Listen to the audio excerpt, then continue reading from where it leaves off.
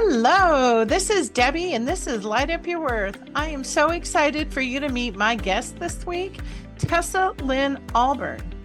And she's on a mission to support spiritually inclined women live an ideal life by becoming excellent through a system of reigniting soul, expanding capacity, and raising their energy into the highest vibration.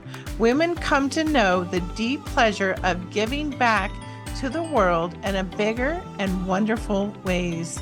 Tessa is a soul connection coach, a feminine energy mentor, a Reiki master, and a master healer. Welcome, Tessa. Thank you so much, Debbie. It's a pleasure to be here. I'm really glad that we had this opportunity. Yeah, me too. I've interviewed quite a few people on different types of modalities. And I've never actually heard of a soul connection coach. I have studied so many different things, and my roots of healing began in soul retrieval. And that's under the shamanic, umbrella, but it's not totally accessible to a lot of people. And so every time I was talking about it, people were getting a little confused, maybe not as much these days. And I have vacillated between soul connection coach and spiritual mentor, but the soul connection coaching is all about helping people, men and women, to connect to the deepest part of themselves. They know it's there, right? They're like, I think I have a soul. I'm pretty sure I have a soul. Most people. There are those that don't, but they're like, it's elusive. I don't really know what it means. Or they find some ways to talk about it, like they recognize a soulmate connection, something like that. But we know that it's something deep inside of us. And the work that I do helps women and men reclaim their essences. And so nobody living has lost their soul, but they may have fragmented parts of it. And so I help them call those back in, the authentic pieces that actually came in with them in this lifetime to learn and to grow. And then they have a feeling, a sense of greater wholeness and happiness as a result. Oh, I love that. A fragmented soul, that's a really interesting concept. How would one get a fragmented soul? That's a great question. And usually it's through some kind of traumatic event. So it can be a specific event, like a car accident or somebody that we love just suddenly leaves. That was one of my things. He just literally disappeared after we were going to get married. What happens inside of us, so we can think of the soul as like a body of energy. It's not a personality, but it has personalities. It has facets of personality and essences. And so when there's that loss of some kind or that jarring event that happens, or a chronic situation like long-term abuse, parts of us say, hang on a second, this isn't good for me. I'm going to go take care of myself in the other realms until it's safe for me to come back. It's almost like a little bit similar to what a dissociation is, but I would say when one is dissociated, most of the time it's a bigger part of us that's dissociated, like people walk around like zombies. With soul fragmentation, we can lose little bits of ourselves. And we forget, oh yeah, that was a gift of mine, or that was a part of my bubbly personality, and I'm not like that anymore. It's more subtle in many instances. When it happens, that's a sign that we want to get it back. We want to create a better situation so the soul part can come back. And in our Western culture, we sadly don't do that very well. So we go years without calling our soul parts back. And then what's happening when a soul part is in energetically, it's not part of our wholeness anymore. It's like in a safekeeping place. Then that creates a vacuum though in us. And so other people's energies can start coming in there, or, some people may have heard about entities or possessions and things like that. That makes it so easy for those other energies to get mixed in with ours. And then we're like, why am I so moody? What's happening? Why do I feel this way? This isn't like me. That's because the soul container has been breached in a way. And so we want to bring that back with consciousness, with the great love, and celebrate the return of those parts. Wow, that's a beautiful explanation. It really helped me understand how that happens. And when that part is like off right there in this safe place, is it like in your etheric body at all? It's beyond that. It's in Okay. another dimension. Okay. It's being, most of the time, they're being cared for by loving guides. So there's like a Mm-hmm. dimension of guides that want to support humans, right? And they're Mm-hmm. helping. So these could be highly evolved spiritual beings, or they could be people who are doing that, or beings that are doing that level of service to uplift themselves, Mm-hmm. to learn and to support. And so there, in shamanism, it's called non-ordinary reality. It is a reality. It's just not ordinary Mm-hmm. reality. And there are three essential locations. These locations have different qualities, or like I would say they're locational dimensions. So we have like the upper world, where we might have like cities of jewels, for example. We might discover those if we know how to go there and visit, we might see those sorts of things. Mm-hmm. In the lower world, we're going to meet up with our beautiful animal guides and be sort of like in landscapes that are very vast and all kinds of different landscapes. There also is a middle world, but this is not a place we want to be messing around in, because it's kind of like, it's not a mirror place of what's here right now, but it's a spiritual replica of what we have. But it can be, that's where like black magic sorcerers and can go to can mess around and cause us a little havoc. So we Mm-hmm. mostly want to just stay away from there. It's not all that. I just want to caution people. And so I'm saying that. But Yeah. going to the upper world and the lower worlds are safe places to go. One can do that through the study of theta brain waves, accessing it's a different awareness that comes in. It's not linear thought. Yeah.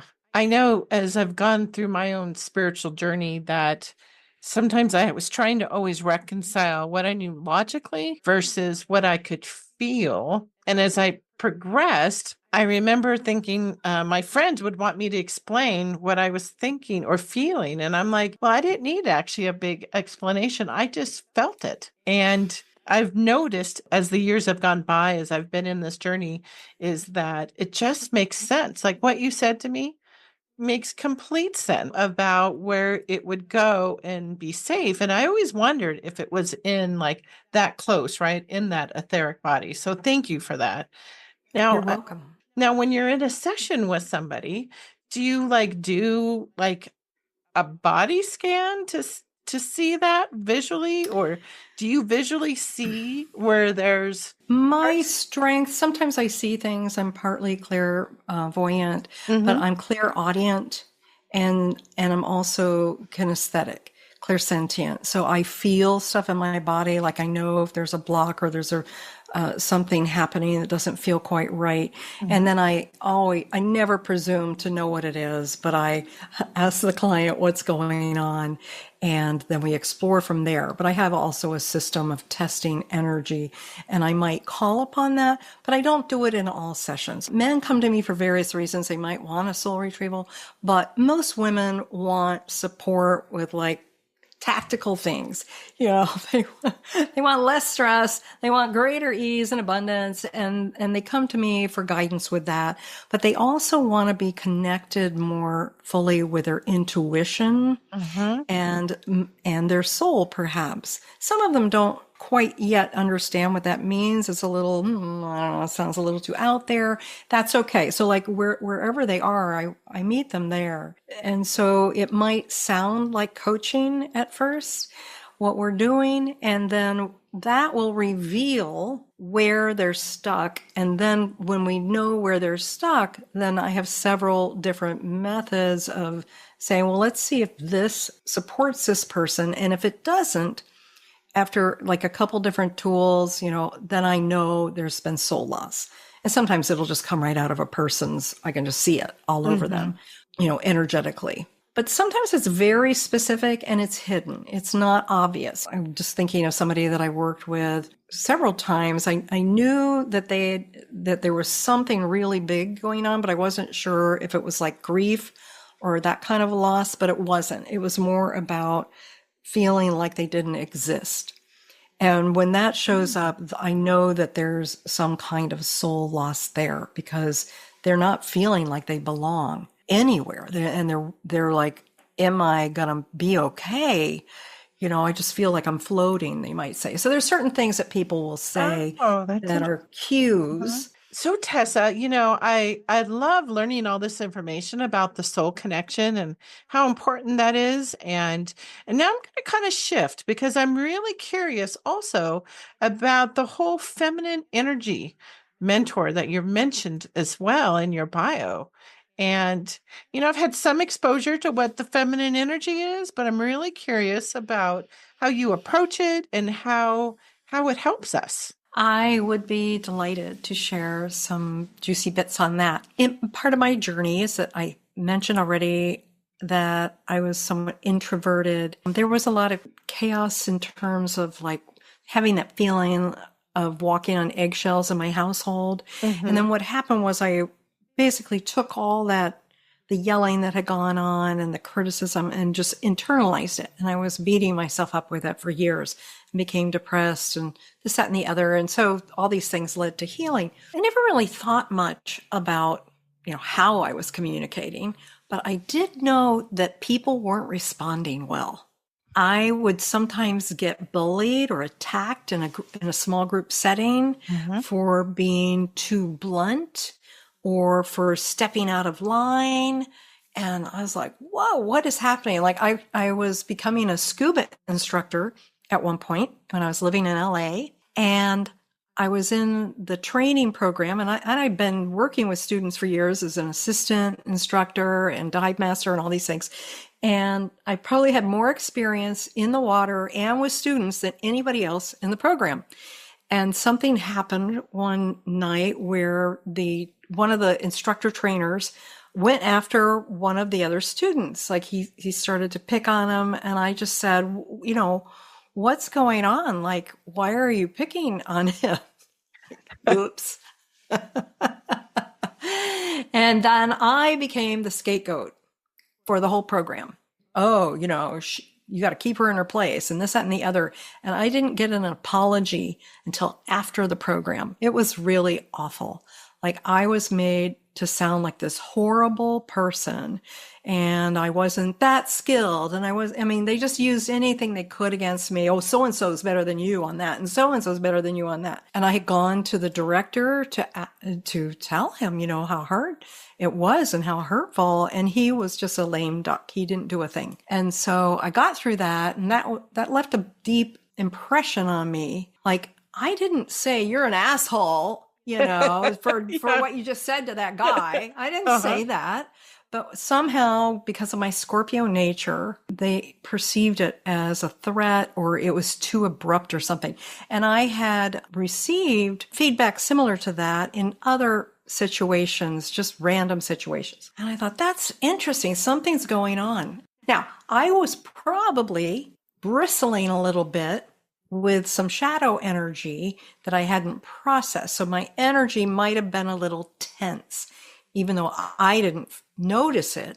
And so when I said anything, it just came out in this way that I didn't intend. Years later, I got asked to work for a company where they were actually teaching ladies to date. And this concept of feminine energy came up, and I thought, that's really interesting. I'm going to dive into that. And I wound up writing a whole bunch of training materials for that company around feminine energy.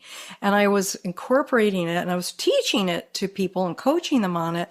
And I was like, wow, I have become so different as a result of understanding this and embodying it so I could teach it to people that I'm going to keep going with this because it's really helpful. So what I noticed, and also I was studying energy like energy profiles. And between that and my ability to muscle test and find out what's going on with a person, all this, I realized this was a huge issue for so many women Mm-hmm. who don't think they're being like negative or bristly, or they're holding back because they're afraid to say anything. Like that's really a lot of women are like that. They're like, I don't want to say anything. They're going to reject me. They're going to call me a bitch. And it's true because we haven't Mm-hmm. learned yet how to express ourselves in a way that can be received by someone who might take it personally. And so Yes. that's a whole skill. Like, right. So Mm-hmm. so that's what I teach. I've helped a lot of women stay in relationship, change their relationships, get out of relationships in graceful ways through a higher level of communicating, which is about embodying the feminine, speaking from the feminine. And that is not a place of weakness. That is a place of power. And I think in our culture, women have been confused and told if they have power, that's bad and men are threatened and all that stuff. And I have had experiences of that too in the dating world, certainly many years ago. But now it's no longer an issue for me. And the people that I work with, I'm able to help them create communication styles Mm-hmm. that actually represent an alignment with their authentic self, not the one who's just like, this is just what I want and I want it this way. Like some people identify actually with their protection factors as their authentic self. So we have to first get to the authentic self. What is that? Mm-hmm. And if you were born a female and you resonate with that, then you want to deliver in a feminine way. And that is a kind, respectful, and loving way of communicating that's also open to receiving other people's energy. So there's a lot that goes into it. Mm-hmm. Listening is a huge skill that needs to happen. And then learning how, I think the big piece for many women where they get tangled up is they're like, well, how do I set a boundary if I'm being feminine? Like, don't I just say, no, don't do that? Well, you could. There are also other ways to say, I need something. I need this to stop, etc. Now, of course, if your safety is at risk, you ought to just say, hell no. Yeah. There's a good time for that. But I'm talking about like feminine energy as a way to create and strengthen the relationships that we have and Mhm. to form new relationships with others that makes it easy for the other person to go, oh, this is great. I like this person. I feel good around them. Mhm. And we're not bullshitting when we do it. We're actually much more truthful and authentic, but we're not defended. We don't have to both get up, watch out and, do that cutting edge sort of thing and get in your Mhm. place stuff. We have other ways we can do that. And that leaves everybody much more relaxed and happy. And it's just, for me, it's a joy. My identity has now become that. I realize, of course, I was always this soft person on the inside. I didn't realize that though, because I was either scared or I was protected. But when we learn we can let down the protection when we're in choice and we still have options. If we don't feel like we have options, we tend to, no, protection, protect, meet, DEFCON 1, no way, no Mhm. how. Yeah. So yeah, it's a big part of the healing of women and men. Also, there's an educational piece for them around it because they don't know how to invite that out of women. They don't know how to call that forward. They haven't been trained to do that. And so Mhm. they kind of get into guy speak and that doesn't work. We turn into tomboys in our conversations with them and we're competing with them and stuff like that when we're not in our feminine. That's a really important takeaway because I've spent the majority of my life, 30 plus years or more in corporate America. And as a female, When you go back that many years, it's different than it is today, but it's still there where it's more you're in your masculine energy, get shit done versus being the more softer stuff. And they encourage you get results. They want you to get results through that way. You get rewarded for being more in your masculine energy. And so it's a really interesting space for women once you realize that you've kind of like, you don't know how to get out of it. Yes, it's a trap.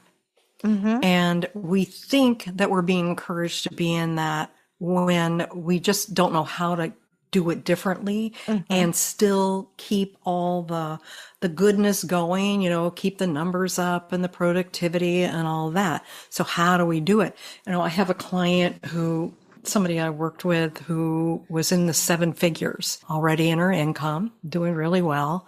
And after she learned the feminine communication and the feminine energy, she almost doubled her income. And she works with high level people, right? I'm not sure what she's doing now, but she was at the time like working on boards and like really, big movers and shakers, a lot of intensity. And she gained the skills to be able to be around that without becoming it and be around it while being still excellent and being productive without having to be a man. Yeah, that's a really powerful skill set to have because you can definitely get stuck. A lot of the work I've done in corporate America has been like Lean Six Sigma, which is problem solving, leadership, coaching, going in and doing assessments in areas to see how you can help improve it for the patients or the staff.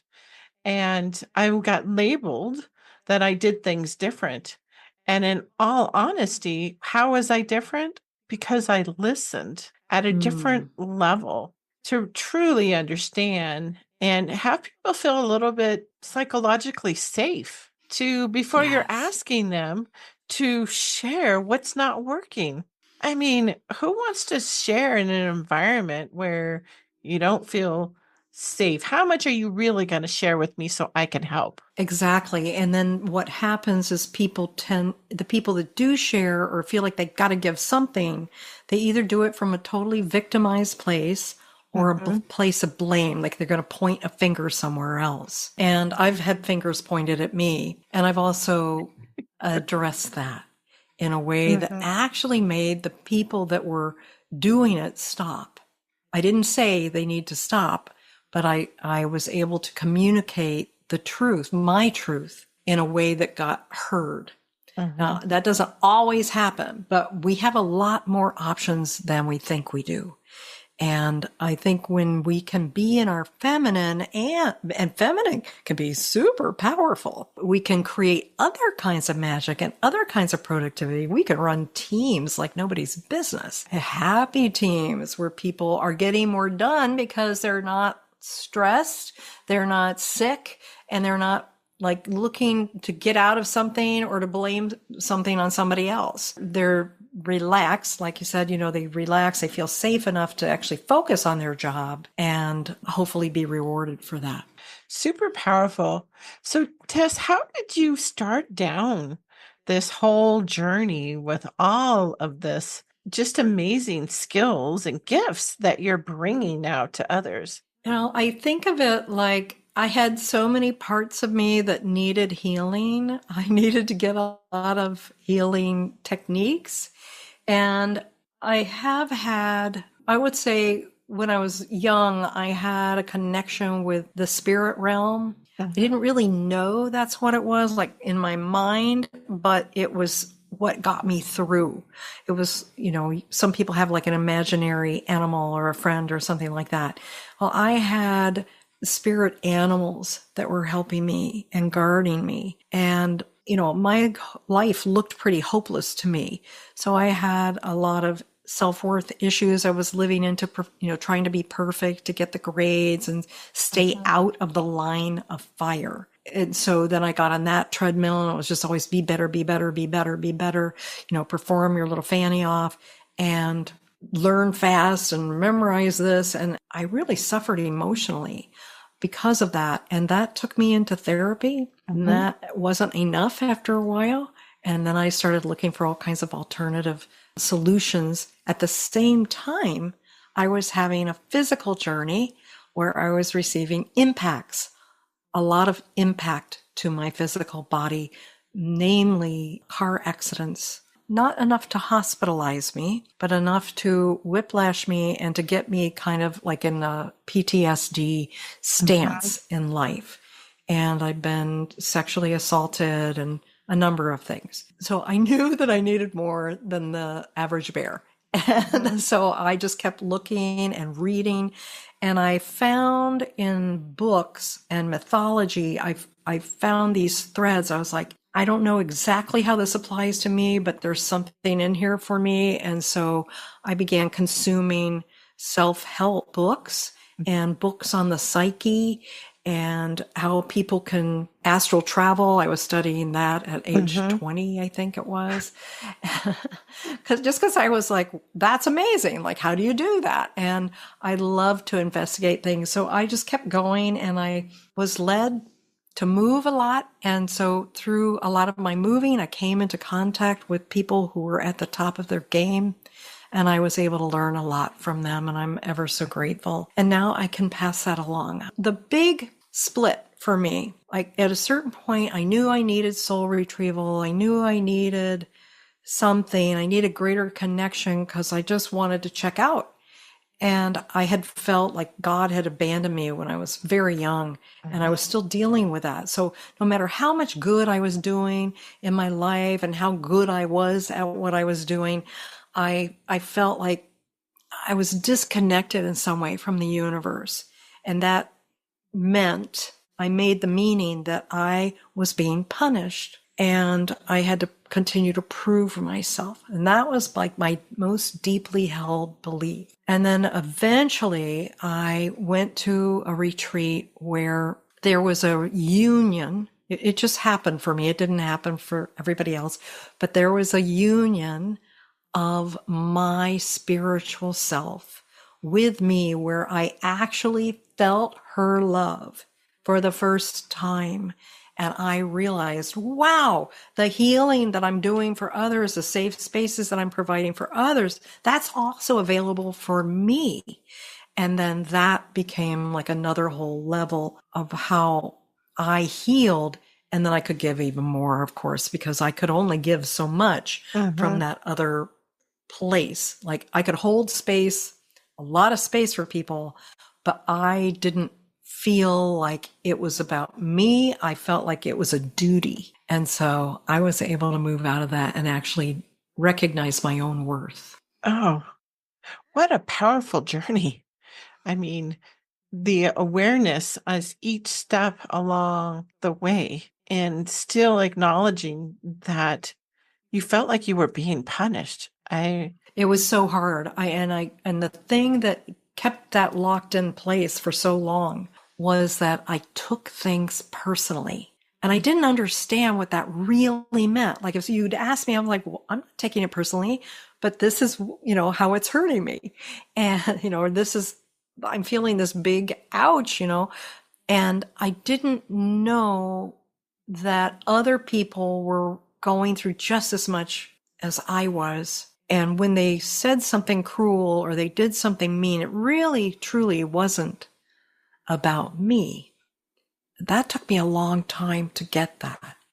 And when I did, that freed me up so much more to be relaxed, at peace. I could be in my body. I wasn't up there floating around, looking for the next exit. Yeah.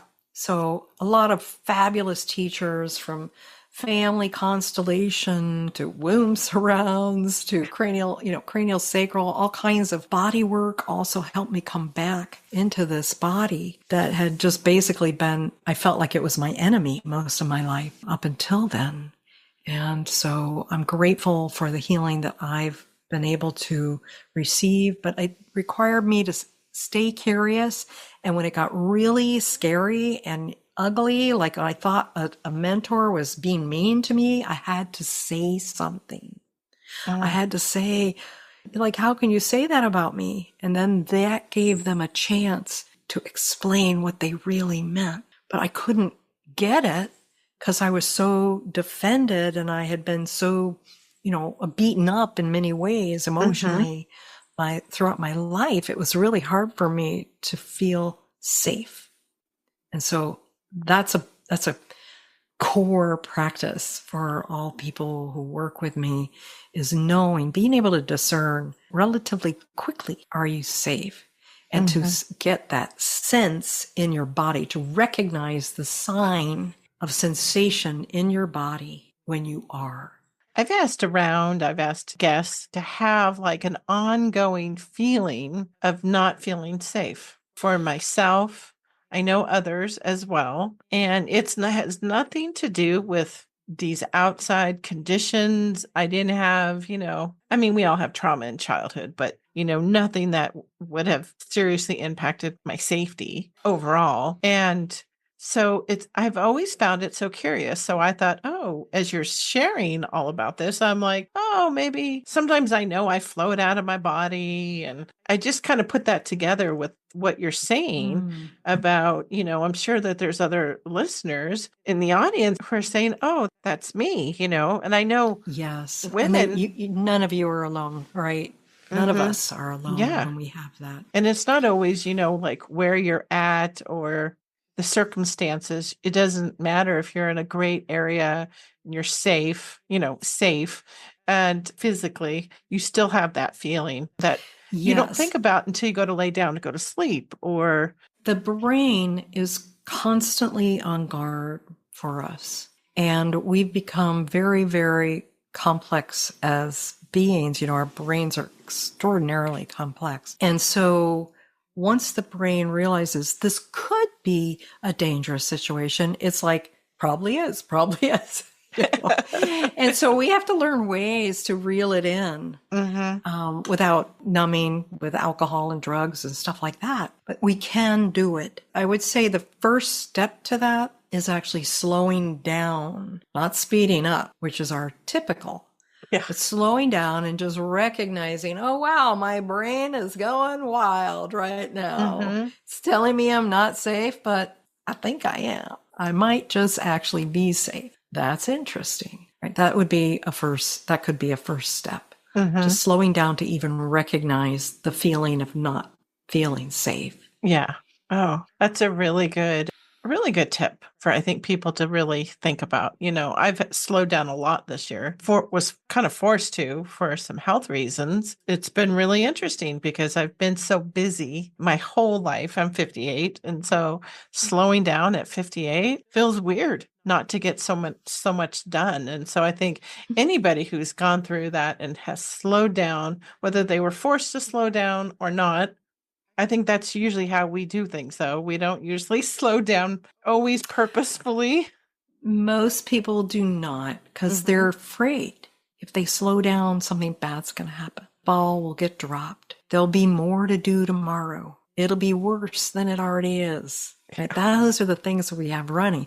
But we can change that. We can help our brains learn not to run that all the time. And I think this is what the embodiment, movement, if it is a movement yet, it's about being in our body in a way that's mindful and connected. And I know what it's like to be floating out of the body, because trust me, I was out there. I didn't want to be in here. It was too hard. Now, I don't like it when I'm not in my body. I like it in here. It's good stuff. And when I'm really in my body, I'm like, all right, I feel good. I feel sexy. I'm 66. But you look great. Thank you. But I've got some years on me. I am always amazed at how much energy I will have in my body. When I call on it, it's right there. It's totally accessible to me. And so, there's chakra alignments. Chakra alignments help, balancing the chakras and making sure they're all working.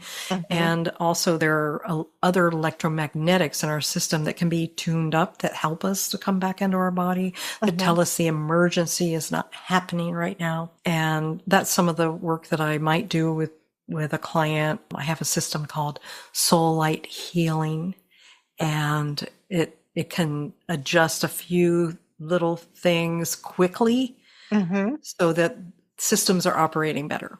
Everybody needs something different, but we all need to feel safe. It's at the base of the Maslow pyramid. Right?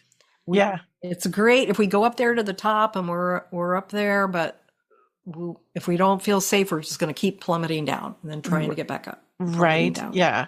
I've talked frequently about the Maslow's hierarchy of needs on the show, about you just need some of the basics, right? Living. Yes.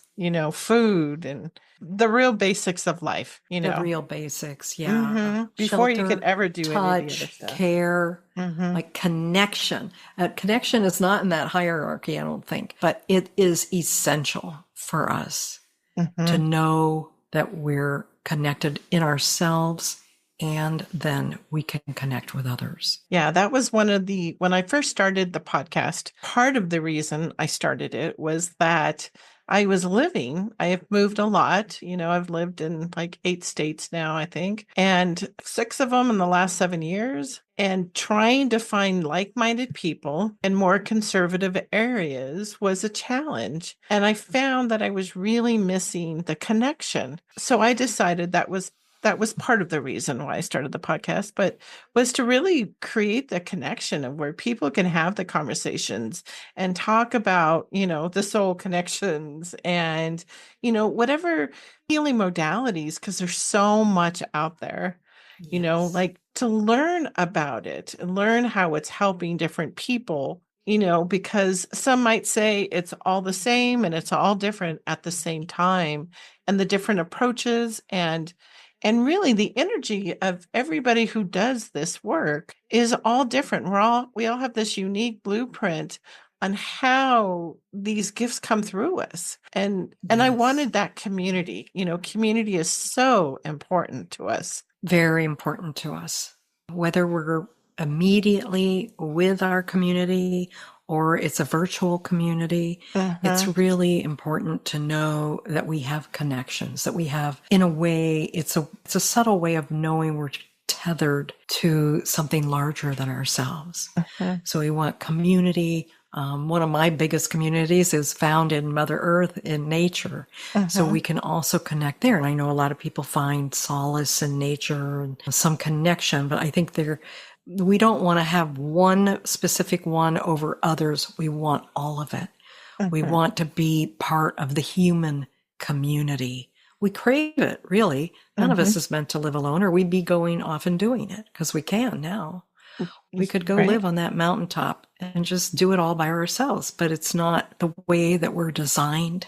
We're actually designed to interact with others and to learn from others and to give to others. And so we want to stay in that process. That's really beautiful. Now, I have 2 questions that I'd like to ask all my guests. And the first question is, I really believe in the power of music. It can really shift our moods, lift us up. We can go shake our booty. Just really depends. And I'm always curious to learn, Tessa, what's that, whether you call it a go-to song or something you put on that helps uplift you into or shift your mood, if you've had a rough day, maybe. Well, I have 2 answers for you on that, because it depends on the mood that I'm in and what the shift is that needs to happen. For many years, I listened to things like Enya, and that soothing, beautiful, lyrical voice was really peaceful for me. And there's not a lot of bass in there. It's very relaxing, right? And so that was uplifting. And I would feel like, oh, I'm starting to feel like, I'm an angel, or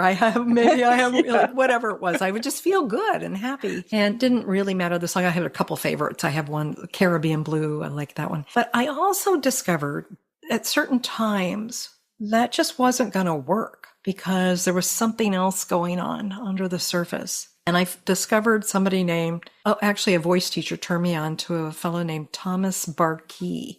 And he hasn't done a whole lot lately, but he had an album called Temple. And when I listened to it, it was just kind of a little moody, maybe a little sad at times. I was like, that's what I need to listen to. And I would just let that play in the background while I was working or designing jewelry or making a craft or whatever I was doing at home, and let that play behind me because it was matching some of the sadness that I was feeling, but I couldn't really access it fully at the time. And then I'd listen to that for a while, and then I'd be like, yes, I'm honoring the other feelings that I have. And I didn't, at the time, didn't have a way to like work with those feelings. I didn't know what to do about that specifically, but being with that music was a way for me to acknowledge my state, my inner state.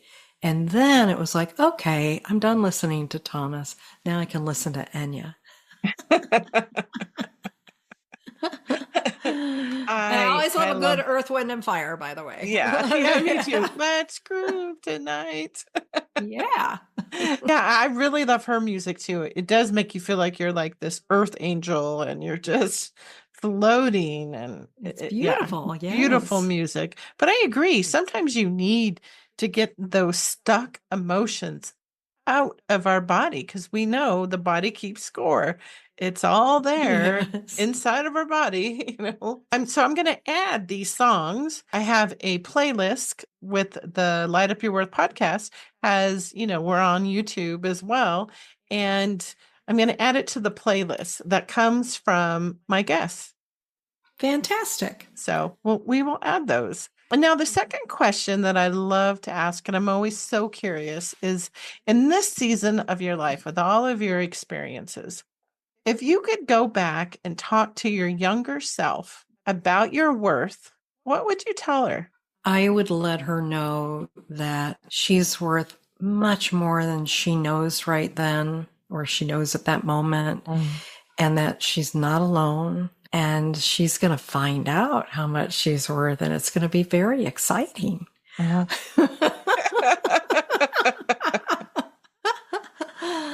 Because, and I would probably tell her things like, you are worth the world. You are what people call priceless. You are valuable. Because she, I think my younger self didn't really even have a concept of worth, right? Like what is worth? What's a quarter? What's a dollar? I didn't understand any of that. But to know that she had value would have given her worth. Like you bring value just because of who you are on the inside, and really letting her feel into that and be recognized for her inner world and her inner worth. It's not about the performance. It's about what's in here. And she has a heart of gold. She always has. Yes, she does. Because I can feel your heart of gold right now. I can feel your energy as it comes through as we talk. So we'll send that message to her. Thank you. So beautiful. So Tess, how can the audience reach out and connect with you? They can go to my website for my episodes on it's called Say Yes to Your Soul podcast.com. Say Yes to Your Soul podcast.com. And there is a free gift. So if you want to get my 8-stage roadmap to becoming excellent, it's like a tool and a roadmap all in one. People can sign up there. And there's also a contact page where I respond, and I welcome conversation. If you've resonated with anything or something inspired you here today, or made you feel better about yourself, I'd love to know. I'm also available on Facebook. I tend to go in, like if somebody were to direct message me, I look at those about once a week. So I'm not in there all the time because it can drain me. So I'm pretty good about managing my energy around that. Facebook and LinkedIn and the podcast itself. That's wonderful. Well, thank you so much, Tess, for being here. And it's just been such a pleasure to get to know you and all of the wisdom that you shared. And I'm so appreciative of everything that you've done.